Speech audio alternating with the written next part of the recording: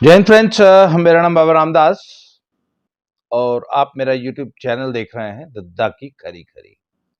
तो अब कुश्ती जगत के लिए बहुत ही शुभ समाचार है। अभी तक हालांकि ओवरसाइट कमेटी की रिपोर्ट ऑफिशियली तो टेबल नहीं हुई है या उसकी आधिकारिक रूप से घोषणा नहीं हुई है, परंतु जो अब तक समाचार मिल रहे हैं उसमें ये बताया जा रहा है कि उसमें कुश्ती संघ रेसलिंग फेडरेशन ऑफ इंडिया के प्रेसिडेंट सांसद श्री ब्रजभूषण शरण सिंह जी को क्लीन चिट मिल गई है।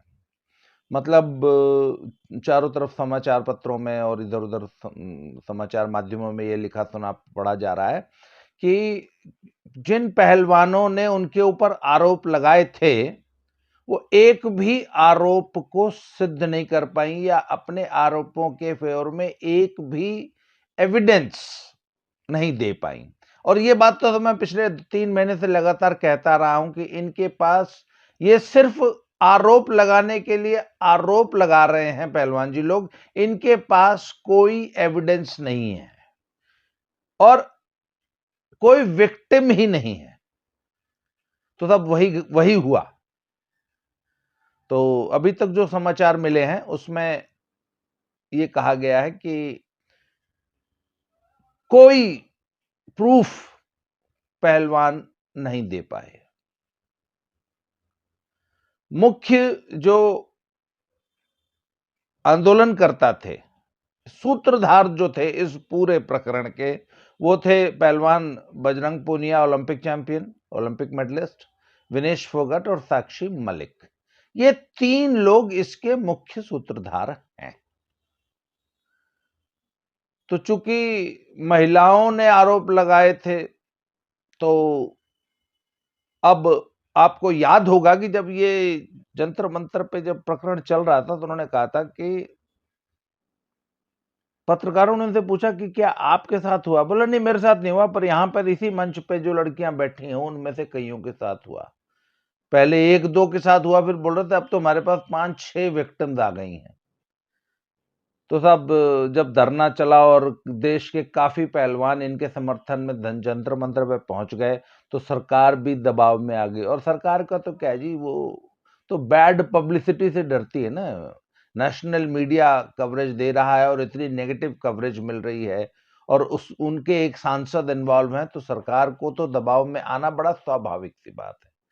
और सरकार ऐसे मौकों पे उसका सबसे आसान तरीका होता है भाई एक जांच कमीशन बिठा दो।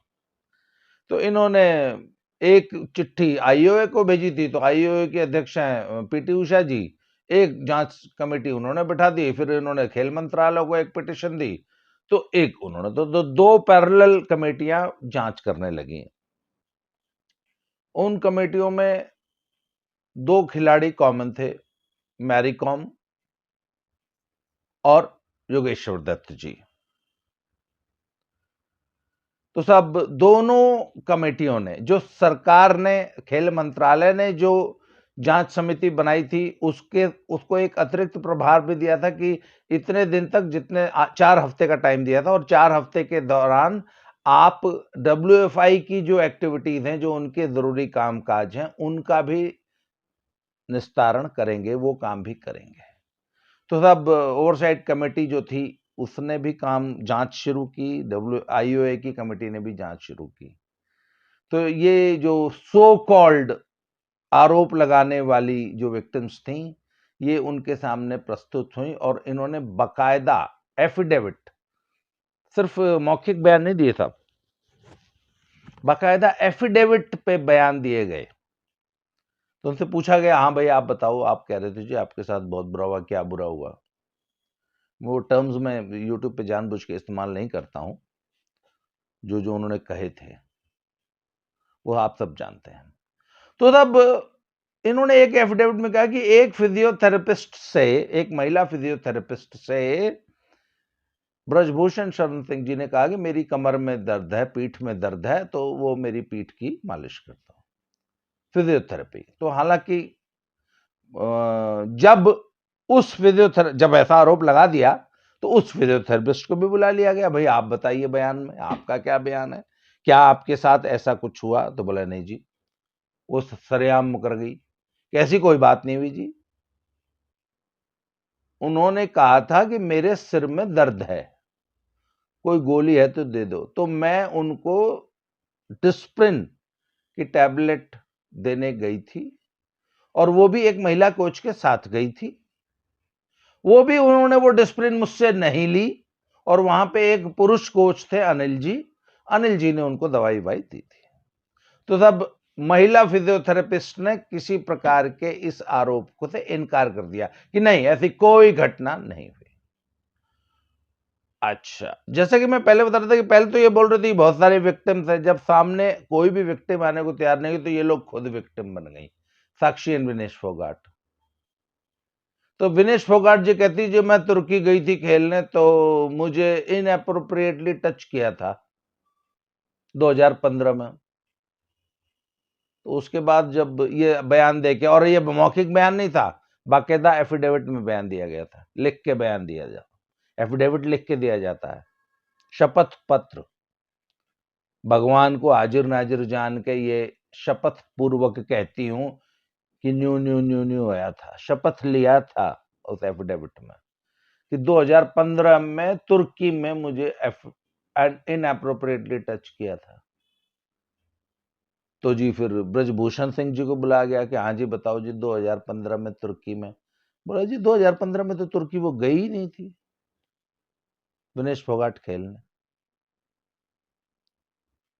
तो फिर विनेश फोगाट से फिर पूछा गया, हाँ भाई आप तो कह रही थी 2015 में टच किया था, वो तुर्की तो आप गए नहीं थे। बोलो हो जी मैं भूल गई थी, वो 2016 में मंगोलिया की बात है। तो बोले जी 2016 में वो ब्रजभूषण जी मंगोलिया नहीं गए थे।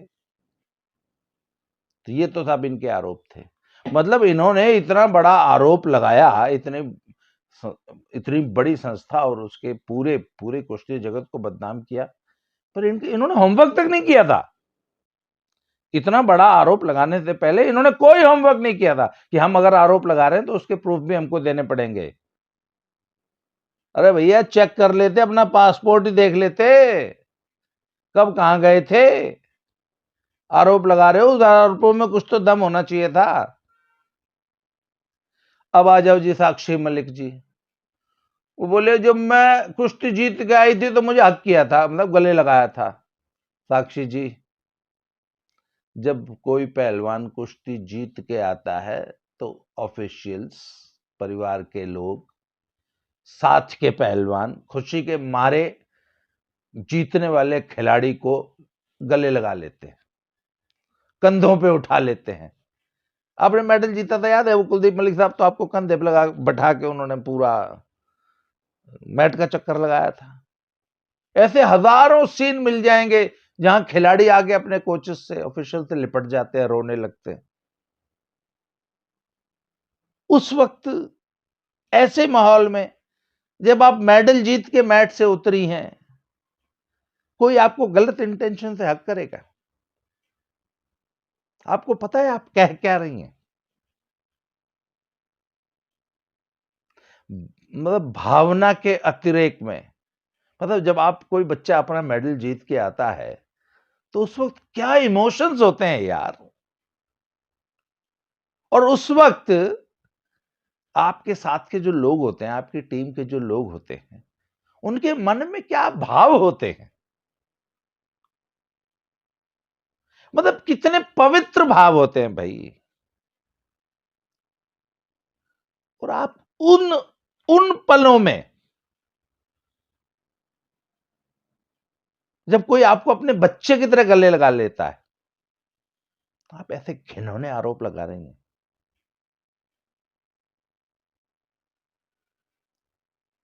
हमारे जी कंधे पे हाथ रख के फोटो खिंचाई। अब कंधे पे हाथ रख के फोटो खिंचाना कब से इनएप्रोप्रिएट बिहेवियर हो गया? हजारों फोटोग्राफ आपको मिल जाएंगी। खैर इन्होंने कहा कि साहब अध्यक्ष जी जो है वो हमारे कंधे पे इनएप्रोप्रिएटली हाथ रख के, कंधे पे हाथ रख के फोटो खिंचाते थे। उन्होंने कहा चलाओ दिखाओ कौन सा फोटो खिंचाया था, कोई एक आधी फोटो आप प्रस्तुत करिए। इनके पास कोई फोटो नहीं थी ऐसी। पर मैं ये मानता हूं कि पहलवान साक्षी जब जीत के आई होगी, हो सकता है अध्यक्ष जी ने गले लगा लिया होगा। मैं होता तो मैं भी गले लगा लेता। मैं भी अपने साथ की महिलाओं के साथ जब फोटो खिंचाता हूं तो कंधे पे हाथ रख लेता हूं, उसमें ऐसा कोई भाव नहीं होता। हम भी महिलाओं के साथ शेक हैंड करते हैं। और यदि आप ऐसी चीजों पे आरोप लगा रही हैं तो इससे आपकी कुत्सित मानसिकता का पता लगता है। अध्यक्ष जी ने तो अपने बयान में कहा है कि इट वॉज ए फादरली हग। एक पिता जैसे अपनी बेटी को गले लगाता है, मैंने तो वैसे लगाया था और जरूर लगाया होगा, ऐसे ही लगाया जाता है। जीत के उत्साह में जीतने वाले खिलाड़ी को इसी भाव से गले लगाया जाता है। लोग रोने लगते हैं, भावनाओं में बह के आंसू बहने लगते हैं, गला फाड़ फाड़ के चिल्लाते हैं, लोग नाचते हैं, मैट पे समरसॉल्ट्स मारते हैं, एक टांग पे उछलते हैं, भाग के स्टेडियम का चक्कर लगा देते हैं झंडा उठा के। ये जीत का उत्साह होता है। नेताजी ने कह दिया, अध्यक्ष जी ने, yes it was a fatherly hug. कुछ लड़कियों ने आरोप लगाया था हमसे फोन नंबर मांगे थे। तब एक संस्था का अध्यक्ष है, एक संस्था का अध्यक्ष आपसे फोन, आपके सबके फोन नंबर्स मांग रहा है, वो प्रशासनिक कारणों के लिए हो सकते हैं। तो ओवरसाइट कमेटी ने उन लड़कियों से पूछा, ठीक है आपसे फोन नंबर मांगे, क्या कभी फोन किया? उन्होंने बोला जी कभी फोन नहीं किया। तो ये तो थे साहब इनके आरोप। तो साहब ऐसे आरोप पर कोई कमेटी, कोई जांच कमीशन, कोई जांच आयोग WFI प्रेसिडेंट को साहब क्या सजा दे देगा और क्यों दे देगा? तो अब इनकी रुदाली सुन लीजिए कि ना ना ना, हमारे फेवर में फैसला दो, WFI को डिसबैंड करो, अध्यक्ष को पद से हटाओ, तब हम पहलवानी करेंगे। अरे भैया तुम पहलवानी कर रहे हो, हमारे पे एहसान कर रहे हो देश पे। 16 दिन का कोचिंग कैंप बजरंग पूनिया का किर्गिस्तान में सैंक्शन किया था टॉप्स ने। 20-25 लाख रुपए का खर्चा आता है, भारत के टैक्स पेयर्स मनी है वो। और 11 दिन का पोलैंड का विनेश फोगाट का किया था। ये दोनों उस कोचिंग कैंप में भाग लेने नहीं गए। क्यों? जब तक ओवरसाइट कमेटी की रिपोर्ट नहीं आ जाती तब तक हम किसी कैंप में भाग नहीं लेंगे। अरे भैया कैंप तो तुम्हारी पहलवानी के लिए, तुम्हारी तैयारी के लिए लगाया गया था ना। तुम उसमें भाग नहीं लोगे, किसका नुकसान कर रहे हो? आपने पिछले 4 महीने में एक भी कंपटीशन नहीं लड़ा, एक भी कोचिंग कैंप में पार्टिसिपेट नहीं किया। आपने सभी खिलाड़ियों को भड़काया कि वो भी पार्टिसिपेट ना करें, वो भी किसी इंटरनेशनल टूर्नामेंट में पार्टिसिपेट ना करें। और एशियन चैंपियनशिप में आपके बिना भी टीम गई और बहुत बढ़िया परफॉर्म करके आ रही है। ग्रीको रोमन में 4-5 मेडल्स आए हैं, फ्री स्टाइल में 4-5 मेडल्स आए हैं, लड़कियों ने 4-5 मेडल जीते हैं। It's a fairly good performance by junior team. नए बच्चों ने बहुत अच्छा परफॉर्म किया है। तो इस प्रकार के घिनौने आरोप लगा के आपको मालूम है आपने कुश्ती जगत का कितना नुकसान किया, इमेज कितनी खराब हुई। आपने UWW को मेल्स लिखी कि साहब यहाँ पे तो विमेन रेसलर्स ही सुरक्षित नहीं है, इसलिए एशियन चैंपियनशिप यहाँ न कराई जाए। जो एशियन चैंपियनशिप दिल्ली में होनी थी आज वो अस्ताना में हो रही है। कितना बड़ा नुकसान है भारतीय कुश्ती का। और अब चूंकि आप कोई प्रूफ नहीं दे पाए, आपके एलिगेशन झूठे थे, आपने झूठ बोला था, आपके साथ कोई दुर्व्यवहार नहीं हुआ था, आपने अपनी निजी खुन्नस, निजी दुश्मनी, अपने निजी मामलों, व्यक्तिगत दुश्मनी निकालने के लिए WFI पर घिनौने आरोप लगाए। आपने अपने व्यक्तिगत स्कोर सेटल करने के लिए भारतीय कुश्ती को कलंकित किया। और अब ओवरसाइट कमेटी ने, ठीक है, जैसे आपने बयान दिए थे उन बयानों के आधार पर कहते हैं नहीं जी, कोई प्रूफ नहीं है, कोई आरोप मतलब सिद्ध नहीं होते। तो साहब ये बहुत ही शुभ समाचार है कि ये ब्रजभूषण शरण सिंह जी को क्लीन चिट नहीं मिली है, ये WFI को क्लीन चिट नहीं मिली है, ये भारतीय कुश्ती को क्लीन चिट मिली है। भारतीय कुश्ती के चेहरे पे जो आपने कालिक पोती थी ना, वो इस जांच समिति की रिपोर्ट में वो कालिक धुल गई है। और ये भारतीय कुश्ती जगत के लिए बहुत ही शुभ समाचार है। अब एज अ सीनियर पर्सन, मैं एक पिता समान, आपके एक बड़े भाई की तरह, एक शुभ चिंतक की तरह, मैं ये बजरंग पूनिया और विनेश फोगाट और साक्षी मलिक जी, आप तीनों को एक सलाह दे रहा हूं कि हो जाती हैं इंसान से गलतियां।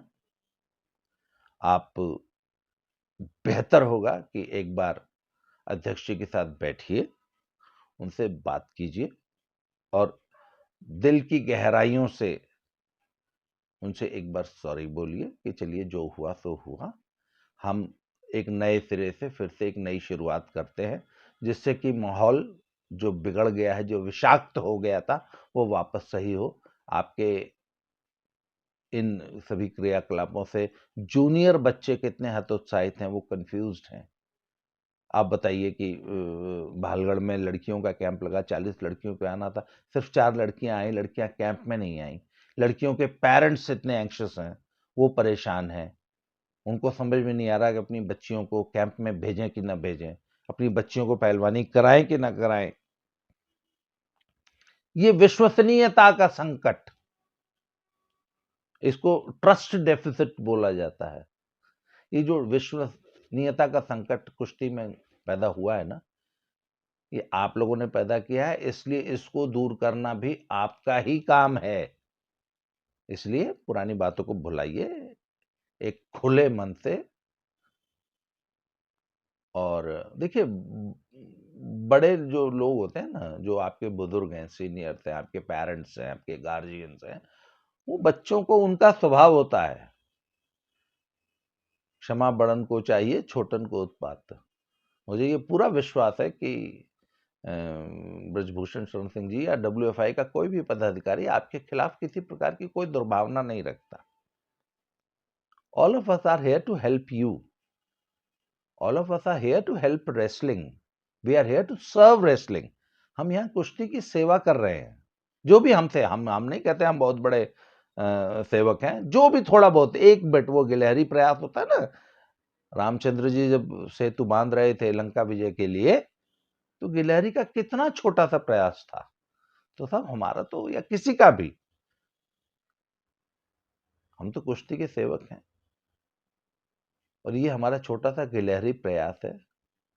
और आप लोग, भैया आप लोग की बड़ी गौरवशाली अचीवमेंट्स रही हैं, आप लोगों ने कुश्ती की इतनी सेवा की है। We are proud to say that you are our stars, आप हमारे स्टार्स हैं, सितारे, आप रोल मॉडल्स हैं इंडियन रेसलिंग के। इसलिए जो गलतियां हो गई उन्हें ठीक कर रही, मतलब दुनिया की ऐसी कोई गलती नहीं जिससे सुधारा न जा सके बातचीत के माध्यम से। तो अभी भी जिद करने की कोई जरूरत नहीं। अभी मैं पीछे पढ़ रहा था कि बजरंग जी ने कोई बयान दिया है कि वो वापस हाई कोर्ट में जाएंगे या फिर से धरना देंगे। इन सब चीजों की जरूरत नहीं है। तो एक नए सिरे से एक नई शुरुआत कीजिए, पहलवानी में पूरी ताकत से अभ्यास कीजिए और अभी आपका बहुत अच्छा करियर बाकी है। तो let's hope for the best. मुझे विश्वास है कि बहुत जल्दी सब कुछ फिर से ठीक हो जाएगा। आज बहुत सालों बाद मैं भी जो है अयोध्या जा रहा हूँ। कल नंदिनी नगर में परसों से जो नेशनल चैंपियनशिप हो रही है, उसके लिए मैं भी अयोध्या जा रहा हूँ। तो बहुत जल्दी अयोध्या में आपसे मिलते हैं। आज के लिए इस वीडियो में इतना ही। बहुत बहुत धन्यवाद। Thank you very much.